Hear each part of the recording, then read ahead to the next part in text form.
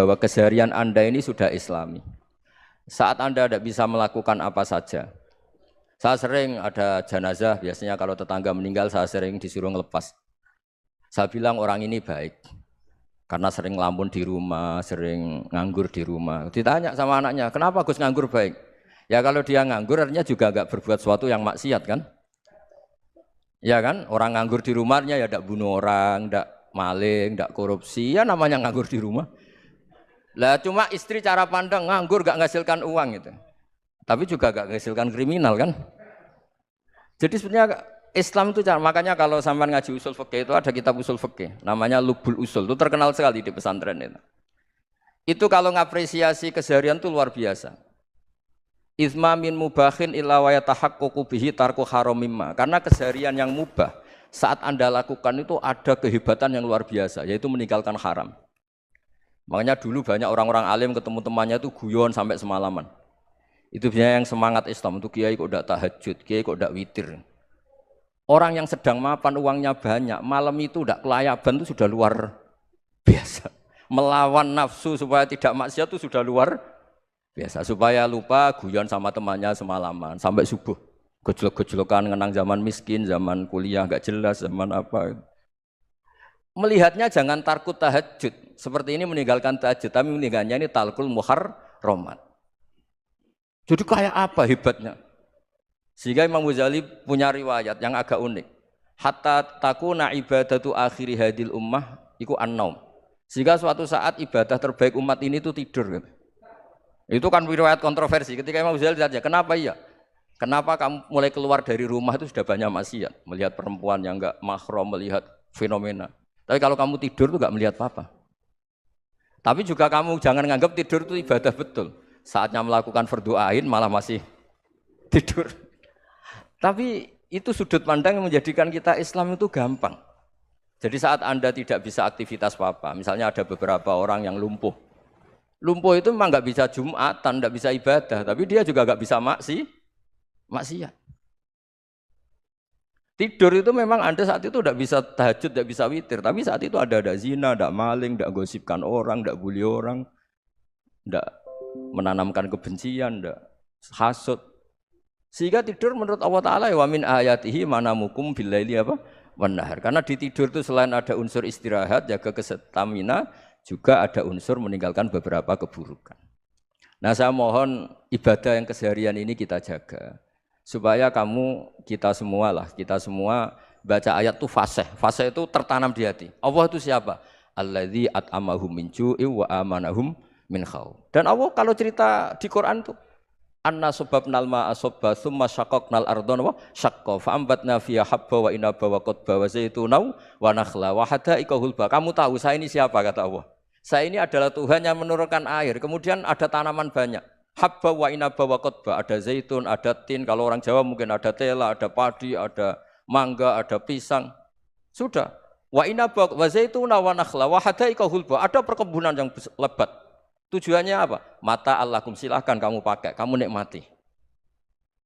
Tapi karena kadang kita ini punya ide-ide besar. Tadi untuk syukur saja nunggu punya istri riman, rumah baik, tetangga baik, komunitas baik, semuanya baik baru syukur. Lama-lama nanti ada di surga, syukurnya nunggu surga paling kelas A. Itu sudah ada yang menghuni Rasulullah, kamu nggak boleh di situ. Masa untuk syukur saja? Repotnya Masya Allah. Jadi mohonlah Quran yang kalau Anda hafalkan juz amma itu kan ada ayat-ayat yang kayak tadi. Ya, fal yang dzuril insanu ila ta'ami. Coba lihat apa yang kamu makan ya? Dari mana? Dan untuk mempertahankan hidup kamu keseharian. Jadi jangan kira ibadah itu harus membentuk komunitas yang versi Anda. Ibadah itu harus hal yang mulu-mulu. Kesehariannya Anda alami. Loh ini saya tidak bikin-bikin. Saya ngaji bukan karena berdasar pesanan. Itu ayat yang saya baca kan betul ada ayatnya kan. Fal yang dzuril insanu ila ta'ami. Anna sababnal ma'a sabba tsumma syaqqaqnal ardha syaqqa fa ambasna fiha habba wa inaba wa qadba wa zaituna wa nakhla wa hada'iqa ghulba. Terusannya apa? Mata'al lakum, silakan kamu nikmati. Mata itu silakan kamu nikmati. Ya kayak sampean dikasih hidangan ya makan. Ya sudah makan, habis makan ya minum, habis itu ngantuk ya tidur. Ya sudah normal-normal saja. Kayak apa indahnya Islam? Tapi Anda mencari Islam yang gimana lagi?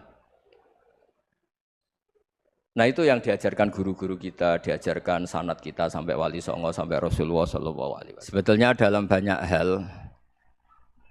hal-hal yang keseharian itu lebih prinsip ketimbang ide kita tentang hal-hal besar. Saya beri contoh, Allah itu Tuhan yang Maha Kuasa, yang menguasai alam raya ini. Kadang-kadang menjelaskan dirinya itu hanya alladzi at'amahum min ju'. Saya ini Tuhan yang memberi makan kamu saat Anda lapar, saat kalian lapar. Jadi untuk beriman kepada Tuhan yang Maha Esa, kepada Allah, kamu yakin yang memberi makan kamu itu Tuhan. Apapun kecewanya Anda terhadap tetangga, terhadap negara, terhadap mertua, terhadap istri, itu kecewa Anda tidak akan mati. Tapi kalau tidak makan itu mati. Sehingga Allah mensifati dirinya kadang pakai keseharian. Alladzi at'amahum min ju'. Tuhan itu siapa? Yang memberi makan kamu ketika lapar. Tapi kamu untuk syukur itu nunggu punya istri cantik, neriman, gampang diatur, membolehkan poligami. Terus 4 istri itu neriman semua, loyal semua. Itu sombong betul. Mau syukur saja kok repotnya seperti itu. Jadi mau syukur ya ada makanan dimakan. Itu. Kalau ngantuk ya tidur. Ayatnya wa min ayatihi manamukum billaili wan nahar. Maksud ayat Allah itu tidur. Nah keangkuhan-keangkuhan ini yang menjadikan kita itu jadi repot hidup. Wong untuk syukur kok nunggu tadi.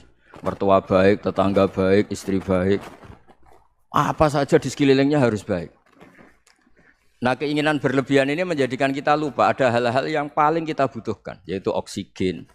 Kita boleh nempat di buminya Allah. Alladzi ja'ala lakumul ardo firasya. Bumi kamu tempati enak. Coba kalau gempa. Apa artinya istri 4 cantik semua kalau pas digoyang apa? Gempa. Apa artinya kamu jabat? Entah apa saja jabatannya. Kalau bumi likuifaksi, habis kamu. Kiai meskipun dai kondang umatnya jutaan, kalau likuifaksi di panggung hancur. Tapi nikmat-nikmat yang disebut Allah seperti ini kita kaji keseharian. Alladzi ja'ala lakumul ardo mahda. Allah itu yang menjadikan bumi dalulan, yang mudah diinjak. Famshu fi mana biya silahkan pakai jalan-jalan. Jadi saya termasuk benar-benar kiai Jawa. Kalau kerennya kiai Nusantara atau kiai Indonesia lah. Diajari bapak saya Kiai Haji Nur Salim, diajari Mbah Maimun. Itu Islam itu keseharian. Karena ketika Anda memilih hal-hal yang serius, itu tujuan utamanya nyari ridhonya Allah. Dan ridhonya Allah bisa kamu dapatkan sesuatu yang pasti benar. Misalnya dalam sebuah hadis Sahih Muslim disebutkan innallaha la yardha 'anil 'abdi idza akalal akla fayahmadahu 'alaiha aw yashraba syarba fayahmadahu 'alaiha. Itu redaksinya inna itu sesungguhnya. La yardha juga pakai lam taukid, juga maknanya sesungguhnya. Sungguh-sungguh Allah sangat ridho ketika seorang hamba itu makan ketika sesuap nasi dia muji Allah, ketika minum seteguk nasi dia muji Allah. Itu kalau orang diridhoni Allah itu wali betul. Itu untuk jadi wali itu gampang, kamu makan ridho, kamu nginjak buminya Allah ridho seneng, kamu hidup keseharian aman seneng. Nah ini supaya sampean kita semua ngaji betapa panduan Rasulullah untuk menggapai ridho Allah itu banyak yang keseharian sekali. Saking kesehariannya banyak dalam hadis dan itu sahih. Nabi menyebut hal-hal yang keseharian. Hatta ma tas'alu fi fimra'atika. Kamu punya uang kemudian istri kamu bisa makan itu ibadah. Bahkan sebagian ibadah itu dicontohkan Nabi yang akhirnya diprotes sahabat. Yaitu wa fi buti ahadikum sedekah. Kamu menggauli istri kamu itu ya sedekah. Sampai sahabat bilang yang benar ya Rasulullah. Ayati ahaduna syahwatahu wa huwa lahu ajrun. Masa urusan biologis, urusan syahwat kemudian dia dapat pahala. Nabi menjawab, alai salawadu aha fi haramin akana alaihi wisrun. Bagaimana kalau dia meletakkan ke yang tidak benar itu kan dosa. Nah, hal-hal seperti ini yang saya ingin teman-teman semua lah, semua. Saya juga agak ingin ngaji demi Anda juga agak ingin. Itu dosa sekali ngaji kok pesanan kelompok tertentu itu enggak boleh. Islam itu untuk semua. Jadi ya cuma karena di depan saya jenengan ya seakan-akan jenengan korbannya. Itu ada ilmunya dalam usul fikih itu. Jadi orang itu harus ngaji usul fikih. Nama yang disebut, mungkin Mas Sufyan masih ingat zaman ngaji usul fikih. Nama yang disebut itu tidak jaminan sebagai prioritas perintah. Jadi misalnya gini, kebetulan yang di depan Nabi itu Abu Dzar.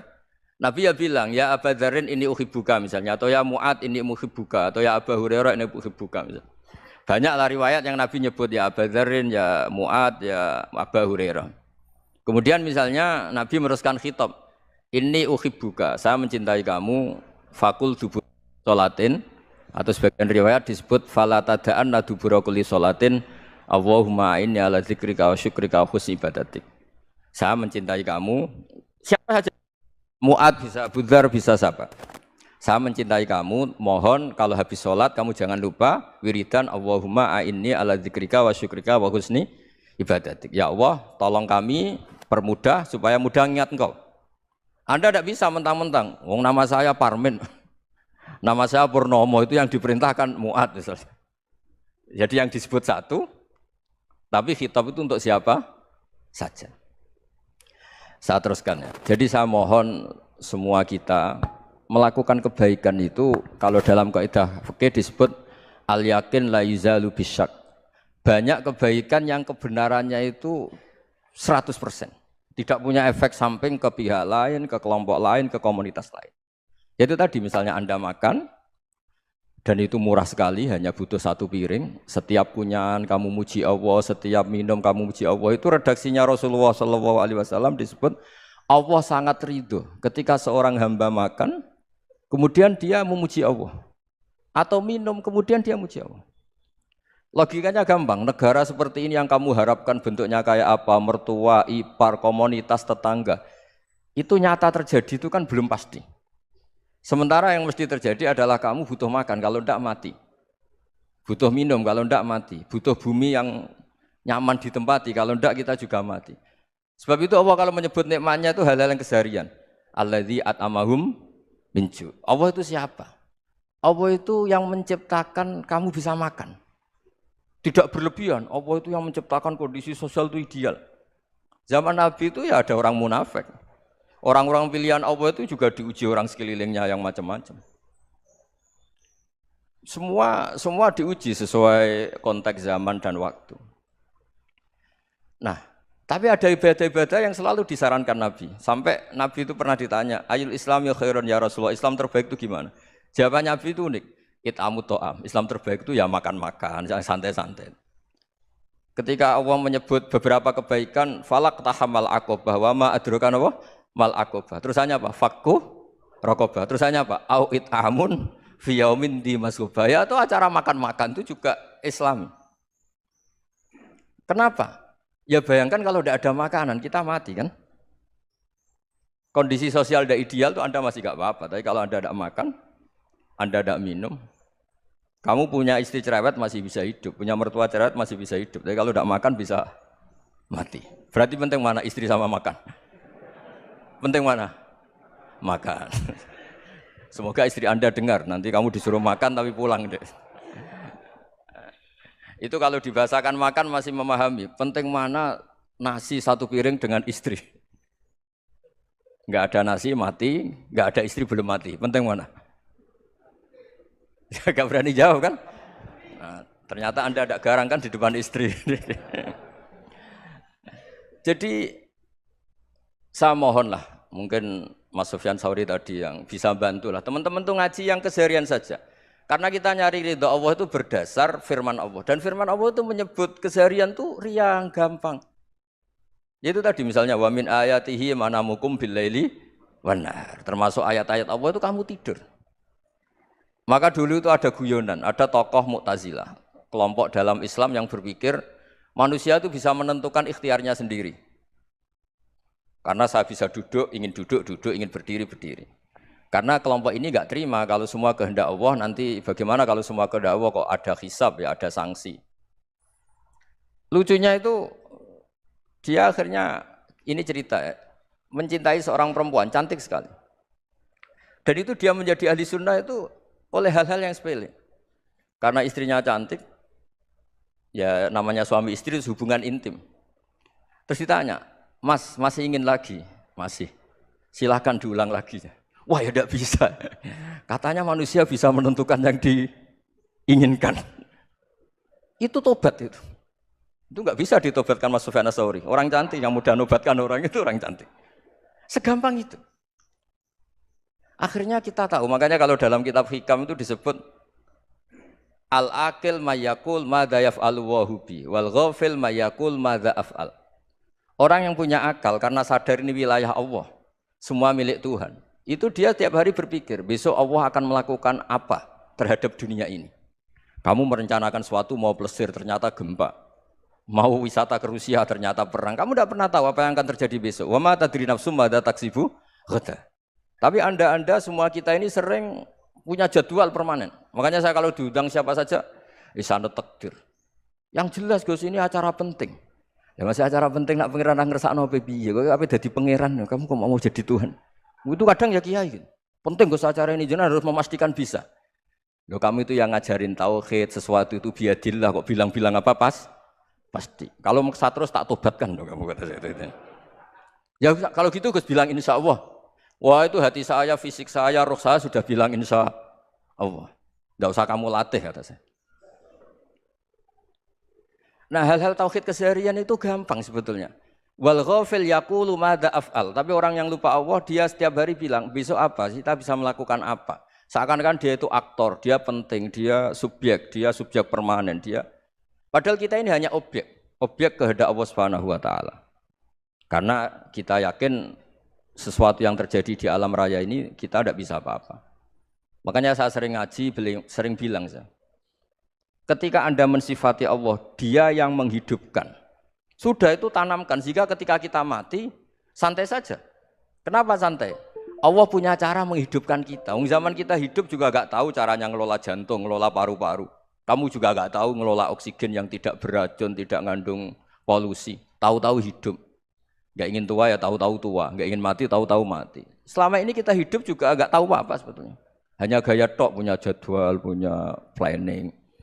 Kalau kamu bisa menentukan pilihan Anda, pasti Anda istrinya cantik, 4 neriman semua, qanaah semua. Nyatanya enggak kan? Ada 1 jelek, cerewet. Wah itu kan, nyatanya enggak bisa apa-apa Anda kan? Dan kamu bawa mati lagi. Itu kan istri Anda juga gitu, punya keinginan punya suami yang ganteng, yang jabat, yang neriman, yang enggak poligami. Ya enggak kesampaian juga. Kalau kita ngitung tingkat kegagalan kita itu gagal terus. Ya kan? Nah, terus ingat Allah, madza yaf'alu wa hubi. Orang yang punya akal selalu berpikir Allah itu menghendaki apa terhadap saya. Loh sama-sama orang itu. Ngelihat orang yang serius, itu kata Anda itu pemikir berat, serius. Senang punya tokoh yang merengut karena kamu anggap serius. Tapi sebagian orang nganggap orang yang serius itu wong merengut, wong masam, wong muka kok ditekuk. Jadi sama itu hati ya muqallibal qulub tsabbit qalbi ala dini, karena kita enggak tahu cara berpikir kita tentang orang lain, tentang sekeliling kita. Misalnya kita orang baik yang jenis ngrumat fakir miskin. Ada orang bangun masjid mewah itu janggal. Apa artinya masjid mewah kalau banyak orang kelaparan?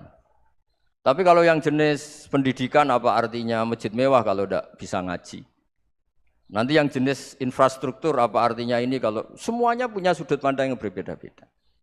Dan Islam mengapresiasi semua kebaikan.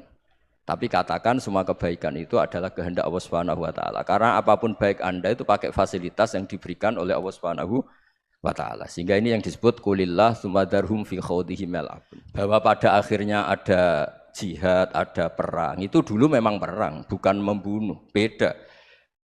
Dulu kita dijajah Belanda ya perang dan itu normal karena kita dijajah.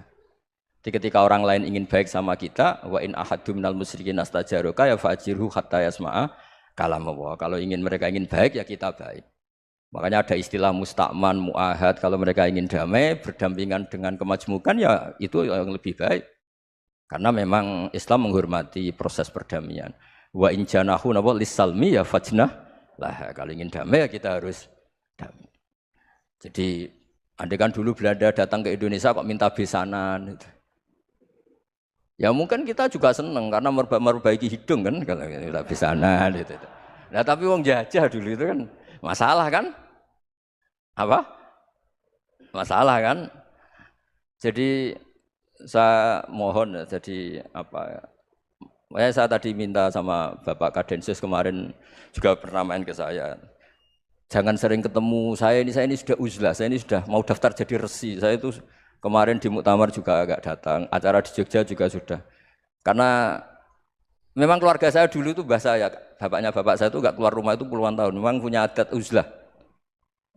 Ya makanya ngaji saya ngaji aja yang gampang-gampang aja, yang nggak orderan, nggak pesenan ngaji aja dulu yang gampang. Saya ikhlas, yakin betul saya ikhlas. Ikhlas itu menurut saya itu roh. Orang nggak ikhlas itu menurut saya itu orang aneh. Ikhlas itu gampang, sudah saya bilang. Kalau kamu yakin ilmu itu milik Allah, ngasihkan juga ikhlas itu milik Allah.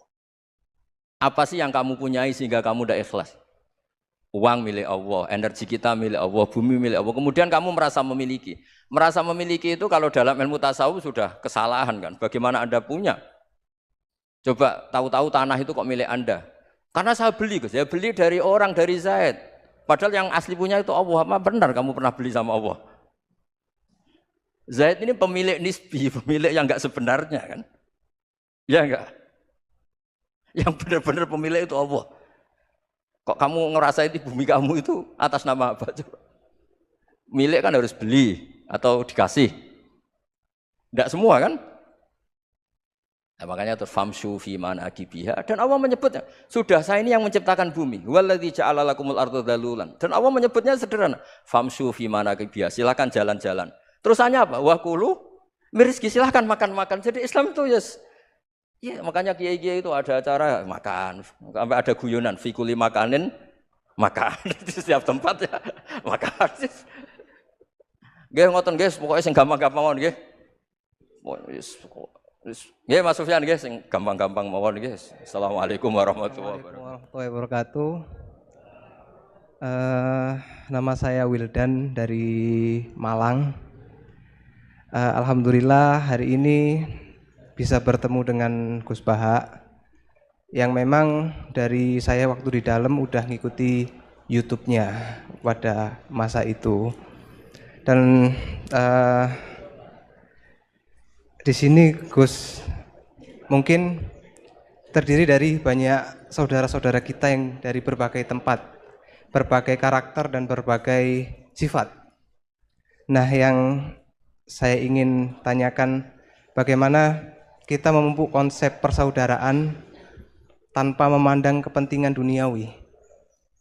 Karena kebanyakan dari kita bersaudara karena kepentingan, bukan bersaudara karena ya kita adalah saudara.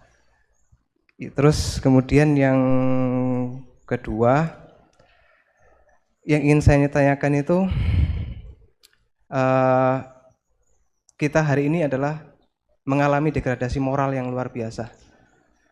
Akhlak, sopan santun nyaris sedikit demi sedikit hilang. Nah, bagaimana cara kita untuk memupuk agar generasi kita selanjutnya tetap berakhlak, beretika terhadap yang lebih tua, ataupun kepada sesamanya, ataupun kepada yang lebih kecil. Mungkin sekian dari saya. Assalamualaikum warahmatullahi wabarakatuh. Yang saya hormati Bapak-bapak yang ada di depan, terutama Bapak Kiai Gus Baha. Perkenalkan, nama saya Imran, asal dari Poso, Sulawesi Tengah. Alhamdulillah pada kesempatan hari ini kita diberikan nikmat oleh Allah untuk bisa bertemu dengan Bapak Kiai yang mungkin secara pribadi dan mewakili mungkin perasaan teman-teman semua di sini. Ada kerinduan, keinginan untuk berjumpa langsung dengan Kiai, dan alhamdulillah terlaksana dengan berkat dari Allah Subhanahu wa taala melalui bapak-bapak kita dari Densus bisa memfasilitasi. Pak Kiai, yang pertanyaan saya, kita ini kan teman-teman ini bahasanya ex napiter, pernah masuk dalam kesalahan kebencian terhadap negara. Bahkan di antara kita ini ingin membentuk negara sendiri. Ya kan, apalagi kami yang dari Poso, terutama MIT Mujahidin Indonesia Timur itu pengen bentuk komunitas bahkan negara di Poso gitu loh. Artinya ada kebencian-kebencian. Nah, bagaimana? Karena kami dulunya punya doktrin negara ini negara yang togut gitu loh. negara kafir yang wajib untuk kita perangi, kita musuhi, dan orang-orang yang berkembang pokoknya kita basmilah sampai tegak negara ini, negara Islam versi kami saat itu. Nah, mungkin ada pesan atau ujangan nasihat untuk kami ini untuk semakin kuat, ataupun ada kisah-kisah ataupun ayat-ayat yang menjelaskan bagaimana kita itu harus sungguh-sungguh mencintai negara kita yang kita cintai ini.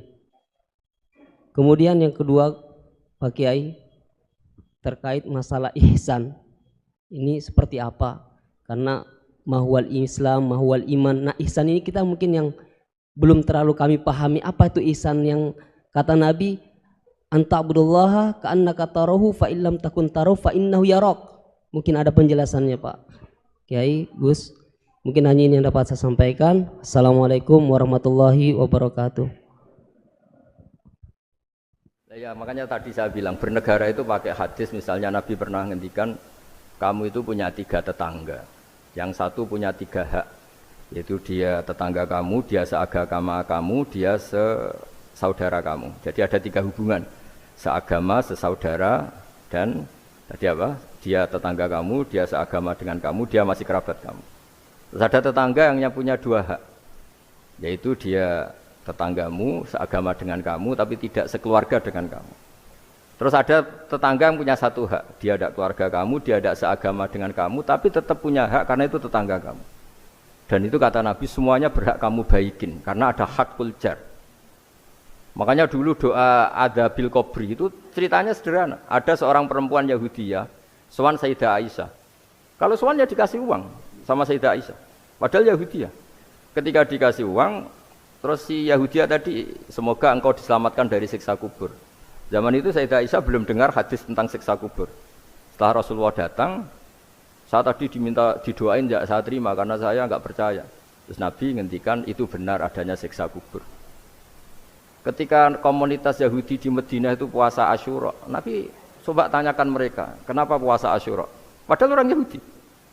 Oh, terus setelah ditanya, Yaumun najjawahu fihi Musa, itu hari di mana Allah menyelamatkan Nabi Musa, kata orang Yahudi. Terus kata Rasulullah, nahnu ahaqqu bi Musa, saya juga berhak menghormati Musa. Kemudian Nabi puasa. Suatu saat lagi ada orang Yahudi datang, ya Rasulullah, ya Muhammad, manggilnya ya Abul Qasim karena orang Yahudi. Ya Abul Qasim, nanti nasib langit bumi ini di mana? Manusia yang sudah mati-mati di mana ketika bumi dihancurkan? Mayat-mayat yang sudah di kuburan di mana? Terus orang Yahudi tadi bilang, Inna woha wadu as-samawati ala dhih wal arodina ala dhih. Soalnya Allah itu bisa saja mengelola langit bumi yang sudah hancur gini-gini. Nabi itu tertawa-tawa. Dalam sebuah riwayat disebut hatta badat nawajidu. Tertawanya Nabi itu lepas sampai giginya kelihatan.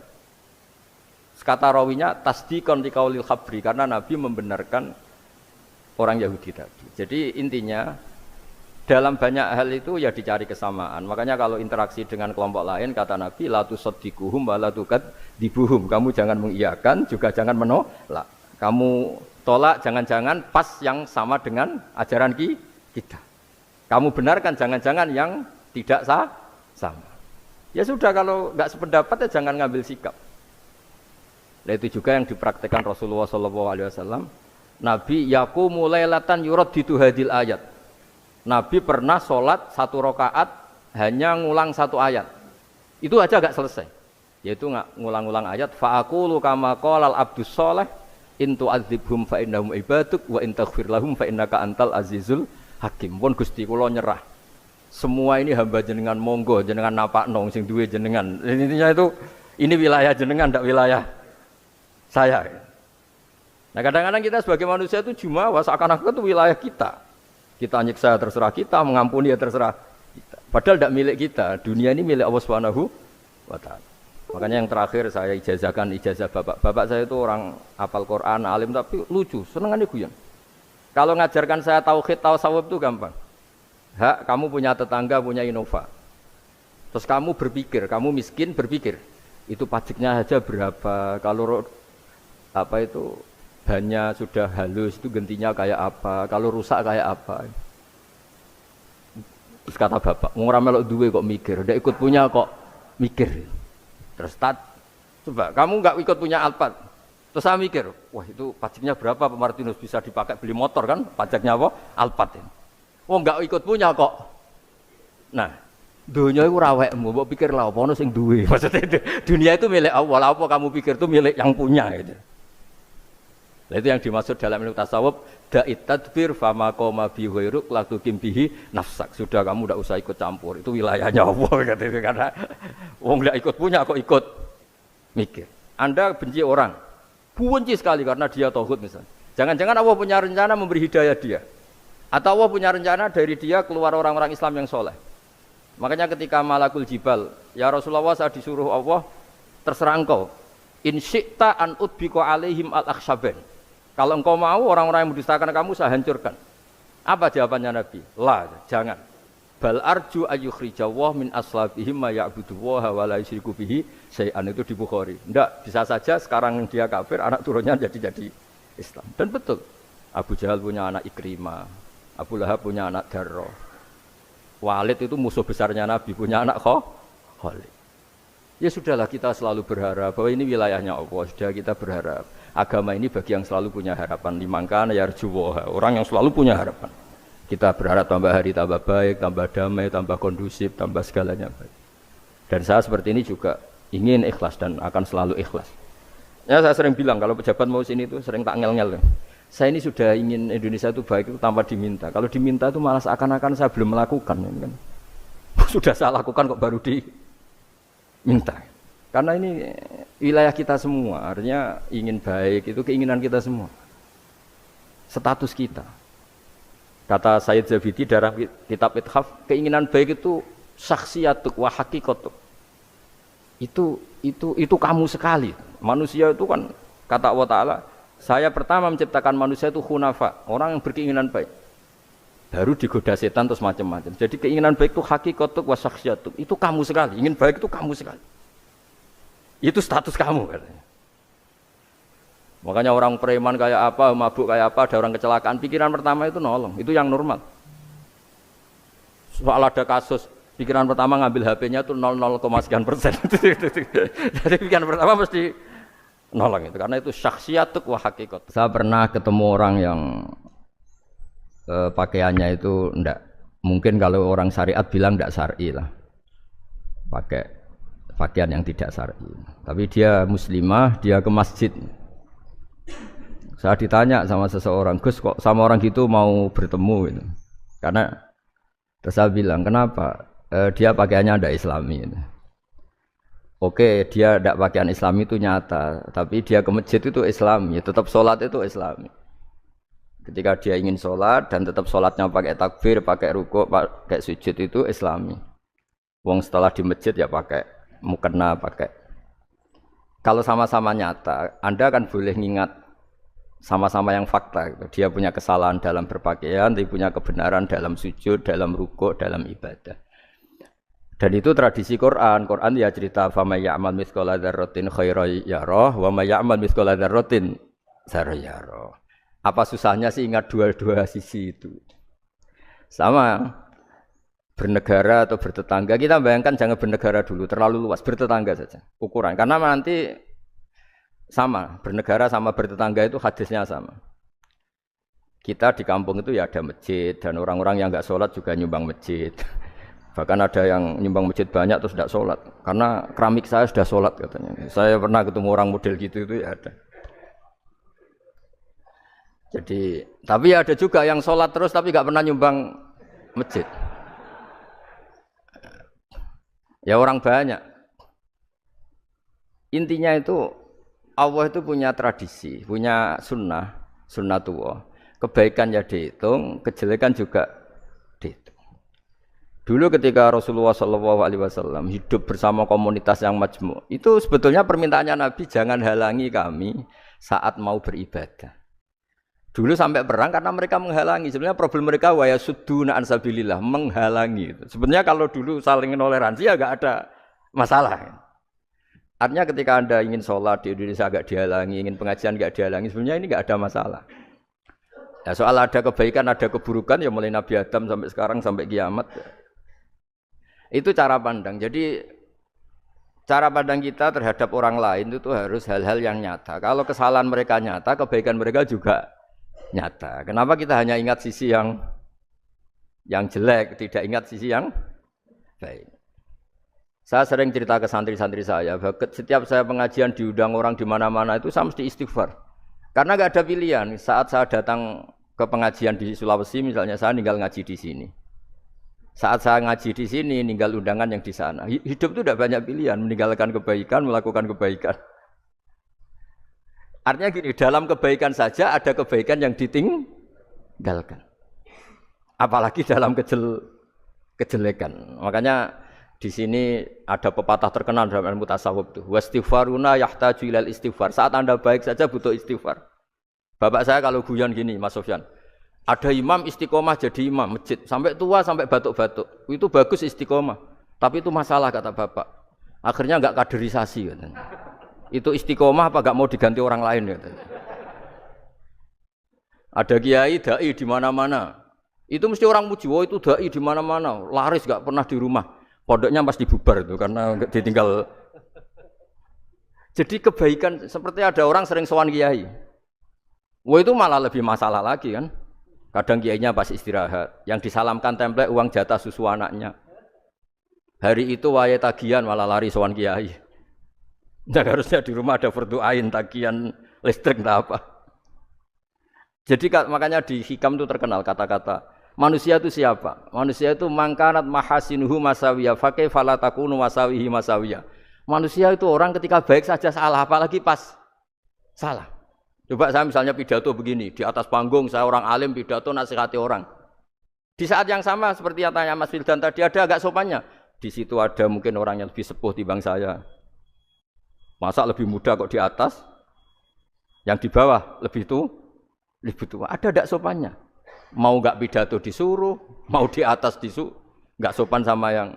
Tapi misalnya yang paling sepuh pidato nggak pernah ngaji kok pidato terus gimana?